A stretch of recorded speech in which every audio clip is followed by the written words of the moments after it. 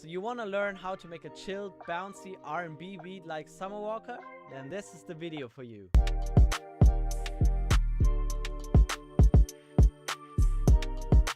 Yo, what up? So you want to make a beat for Summer Walker? Easy, right?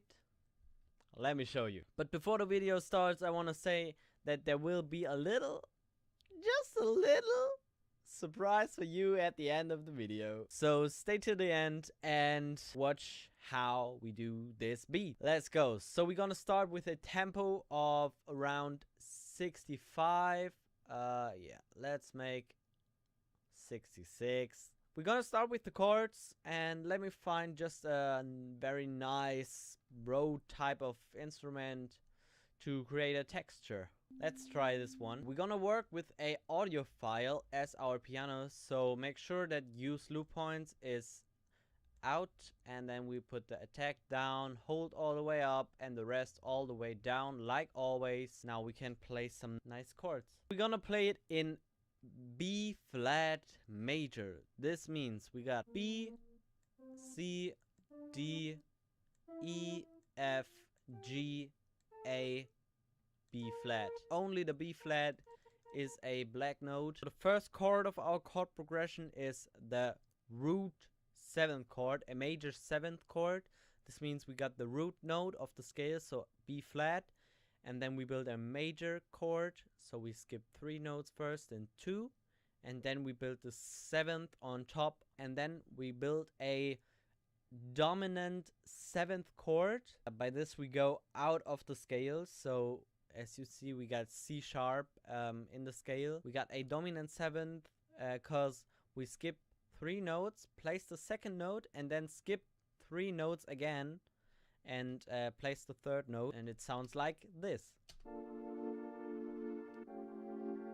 You hear it, it builds tension. The next chord we will go down. A little tip is to move the notes inside of the scale, so we can move the B flat, whatever you want to call it, to the C, for example, or maybe we skip the F and go straight to the E. The last chord will also go down in the scale, so we go from A to G to E to D. So it sounds like this.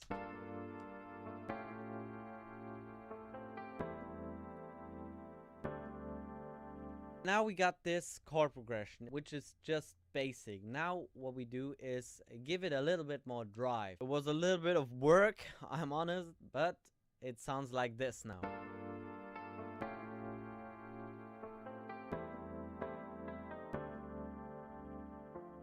To make our chords a little bit more natural, you mark them all by pressing Ctrl A, you press Alt S, and by this the Strummizer will open up. You can strum out the chords, and by this it sounds a little bit more natural. Let's move on to the drums. The drums need to go forward. We want to give it a drive. We need kicks, we need snares, we need hi-hats, we need crashes, also the little ding. Just nice, clean, crispy, clean sounds. And also what we need is a percussion loop. We take this loop and of course it's not in time. We double click on it, we open up the mode, press stretch, and then we shift the time button. You see, if I shift it, there's like an integrated magnet and it will automatically fit. Of course this only works if your loop is already perfectly cutted. Otherwise you need to cut it before. By Ctrl B you duplicate something like this.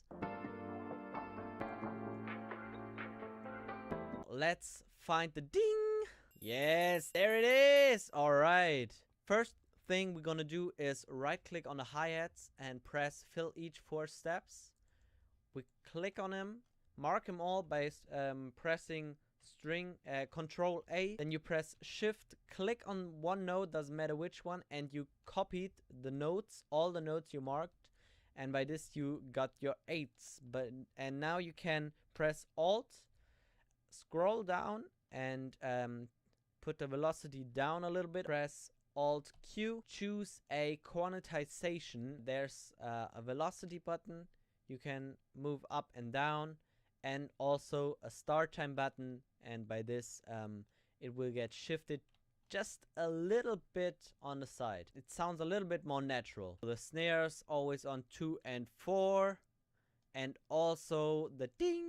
Let's call it the ding. Our kick it's pretty good, but I want it a little bit harder, so I take the boost button, put it a little bit up, and then also the volume level adjustment button. And I want to show you how I do the drum sound solo, but I always like to do all the drums at the same time. It's not just, okay, now I do the kick, then I do the clap, then I do this, then I do that. It's more like a process from, we start at the 1, there will come a kick, a open hi-hat, a rim shot, and whatever, and then we move on. Now our drum sounds like this.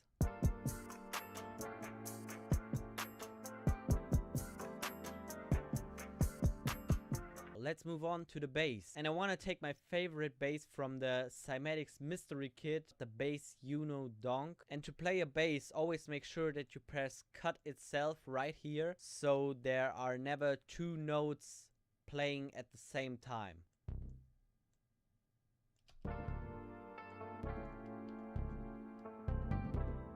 Let me show you the bass. I orientated on the chord, so you can see this gray notes right here are the chords, and also on the kick.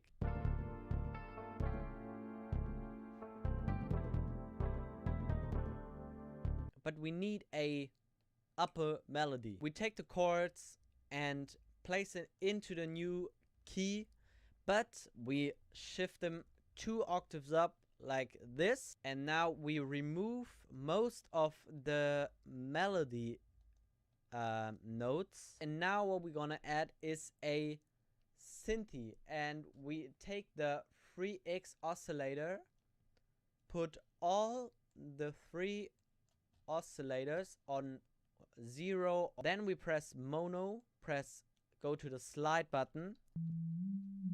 Now we go here and play a upper melody. What I would do next is split by channel and arrange it just a little. Yeah, I think this is the beat. I got a little special for you. I want to give you a similar chord progression as a Midi file for free, of course. So if you like this beat and you want to build a similar one, you can take the Midi file down below in the info box and play some beats. So I would really love to hear them, and I would really love to hear your feedback on how it was to build a beat like this, and if you learned something, of course. If so, please subscribe, write a comment, whatever, and I see you next time. Bye.